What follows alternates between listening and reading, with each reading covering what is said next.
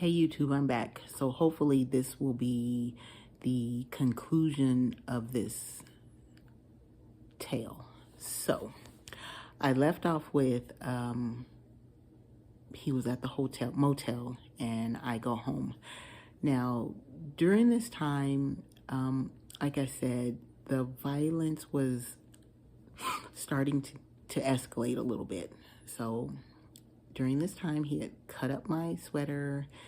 He had been stalking me. He's done stabbed up my windshield, and he's kidnapped me. So, and I'm still trying to give him a chance to see his child, because I didn't want to be that person that was like, holding his child away from him. So I am still letting him see her, whatever. So this one particular day, he calls me and he's like, hey, meet me at so-and-so, so-and-so. I have something for the baby, and you can just drive up and pick it up and leave. So I drive to where he is, and I get out of the car. My baby's in the back seat, in the car seat. So I'm leaning against the driver's window, and I guess I got my legs crossed in front of me, and he's standing in front of me trying to get in between my legs, but I'm just standing there with my hands crossed across my chest and my keys in my hand. Well, he snatches the keys out of my hand and he's like, get in. And I'm like, no, I'm not getting in the car with you. You can have the car, just let me get the baby out and you can take the car and go. But he's like, no, get in or I will K the baby. And I'm like, oh my God, no. So I start crying and I get in. I'm like, what are you doing? Where are you taking us? So he drives us to this like industrial area that's really not too far from my house. So we're driving down this road and he's asking me all these questions, and I wore glasses then. So he backhands me in my face and my glasses cut my nose. Right here, I have a scar. And so he's driving and he's yelling and the baby's crying and he's yelling at me, telling me what he's going to do to me. He's going to F me up and he's going to K me and leave me out in this area. Mind you, the area is kind of desolate. The only people who are back there are like people who drive 18-wheelers, and it's an industrial area. So there's a lot of kind of like warehouses and places where you could leave somebody and not be found for a minute. So he just kept telling me that he was going to K me and leave me back there and nobody would find me, and he would just go on living life. Well, during this time, and he's driving fast and swerving and carrying on. So during this time, I go to open the door and he's trying to grab me, but I'm trying to get out. So eventually I fall out the car, I roll, and I hurt my elbow. I have a scar on my elbow right here from where I rolled in the street. So this 18-wheeler was driving down. So I get up out the street and I run to the middle of the street because I see him coming, and I'm doing like this, like, help me, help me, help me. And he's not stopping. And my husband catches up to me. He's like, if you don't get in this car, I will run you over. So I get in the car. Well, I guess the man who was driving the truck eventually called police because the police caught up to us probably about like a mile down the road. So they've got the car surrounded. They're asking me if I'm okay. Do I need an ambulance or whatever? And I'm like, no, but my face is bleeding and my arm is bleeding. So I'm like, no, I don't need, any assistance. I just want to go home. I just want to take me and my baby home. So once again, he gets arrested and I drive myself home. I'm a mess. I'm bloody. I'm crying. I make it home and I'm just glad to be home, and I'm rocking my baby, and it's just a mess. So after that, we barely had contact. Like I didn't want to talk to him. I didn't want him to see his child, and he wasn't going to see his child. So during that time, I get pregnant again. This is 4 years later. Oh, no, that's not what happened. So I eventually get into my mind that I don't want to be with him. That's not the relationship that I want. And I'm going to get a divorce. So at that time, you go to legal aid and get divorced for free if you had minimal income. So since I was receiving aid, my divorce was free. In the meantime, I had the divorce papers, and he was homeless at that time, but he was, in a sense, still stalking me, but not really bothering me. So I was leaving to go somewhere, to the store or something, and I see him about 10 blocks from my house. So during this time, there was a person who had my divorce papers with them. They carried the papers with them at all times, just in case of a situation like that. If I saw him, they were ready and willing and able to come to where I was and serve him with these papers. So that day I saw him, I went back home and called the person and was like, he's right by my house, he's right by my house. So that person got in their car and drove, like, I don't know what, saw him, gave him the papers, and he was mad, and I think he threw the papers or dropped them or tore them up or whatever he did.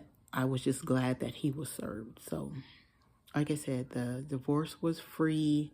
Probably took about 3 months. During that time, like I said, he didn't have a home, so he couldn't contest. At that time, if you ran the notice in the paper and nobody responded in 3 months, then the divorce would go through. So needless to say, he didn't respond, and he was left with the hospital bills from when I had my baby and some other stuff. But I was through. I didn't want nothing else to do with him. I changed my name back to what it was, and I went on living life. So, I guess the moral of the story is, I had warning signs and I didn't pay attention. Like, he would grab me, but not necessarily physically hit me or anything. He would always talk down to me, and he would always verbally abuse me and psychologically abuse me. I didn't know that at the time, but that's what that was. And he didn't like the fact that, if me and my baby were around, then he couldn't be around. He couldn't be around my family. He had isolated me from some of my family and my friends. He wanted to make sure that he was the only person that I had any interaction with, really. So he, men and women who physically and mind, mess with your mind, those are manipulators. And I see that now, years later, and I see it now with young people that I encounter in the grocery store or out and about. Lately, I've seen like a group of teenagers, and there's this boy. He's usually the loudest out of everybody, and He's got his little cute young girlfriend standing next to him, and he's they're walking side by side, but he's like pushing her with his shoulder. And she's like, stop. And he's like, you don't tell me what to do, I'll F you up in this store. Don't make me mad. And just talking to her crazy. And I just want to walk up to her and be like, girl, that is not what you want.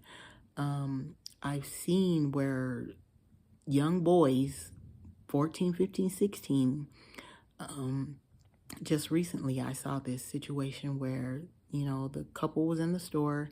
She had a little baby with her, and I'm sitting in a place where really nobody sees me, but I can see everything and I can hear everything. So I hear this loud talking, and I hear this boy go, let me see your phone. And she's like, no, you don't have to see my phone. He's like, give me your phone. I want to see who you're talking to or who's texting you or whatever. And she's like, no, that's not your business. And I guess he tried to snatch the phone away from her. Mind you, she's got a baby carrier on the front of her. And he's like trying to grab the phone away from her. And she said something. And he was like, I don't care if you go get your brother. I'll F your brother up. And you know, so at that point I stand up, and they still don't see me, but I can see them. And he's just talking to her crazy, like, I'll embarrass you in this store. And he's just getting louder and louder. And I kind of follow them. I'm way behind them, but I kind of follow them to the front door. So I'm just like worried about her. So I follow them out the door. And when I get out the door, he's trying to grab the baby from her, and she's like, stop. And he is telling her whatever, you know. And so then he's like, call the police, call the police. She won't give me the baby. Like, he's doing this in order to say that she's the one who's being aggressive when he was the one who was doing all the aggressiveness. So he's like, call the police, call the police. And so eventually they do call the police. And the police come and take care of the situation, whatever. But I just, you know, in telling my story and knowing the signs and seeing what's happening in this generation today, maybe there's somebody out there, like a mother or father, auntie, uncle, you know, somebody in the family that doesn't know the sign of domestic violence. And, you know, like I said, it's not only physical, but it's verbal, psychological, mental. It's all that. And these young women and men need to know that there is a way out. I'm a survivor, and I'm years out. And it just frightens me still that there are women who don't get out, and they don't survive it. And you see that daily. I see it daily. I read it daily. So it just really saddens me that men and women are in the situation and they don't know how to get out. I, at that young age of 18, knew that I didn't want to stay in that relationship. So, like I said, we were married a year together and separated for a year. And, you know, when I knew it was time for me to get out, I got out. So there's some little fly flying around. So I knew it was time for me to get out, because I knew that if I didn't, I wouldn't be here. Because, like I said, he was getting more aggressive, and I could just tell his face would change, his eyes would really get black, and I knew that wasn't gonna be good. So I tell my story in hopes that it will help somebody else. Don't feel sad for me, because, You know, I've been laughing through the video, but it wasn't funny back then. It's funny now to me. So that's all. That's my story. It's a story that that's mine to tell, and I'm telling it how it is. So people, men, women, boys, and girls, take heed. There are warning signs. If you see those things like them trying to control you, or them taking your phone, or trying to just be all up in your business and they don't have no reason to be, you know, just think about that. And then you can decide whether you want to continue on or not. And hopefully you'll make the right decision and you'll come out just fine. But thanks for listening to my story. Like I said, it's not funny, but it's funny now years later. So leave me a comment, thumbs up the video if you like it. Y'all have a good day. Remember, it costs nothing to be kind, and I'll talk to y'all later. Bye.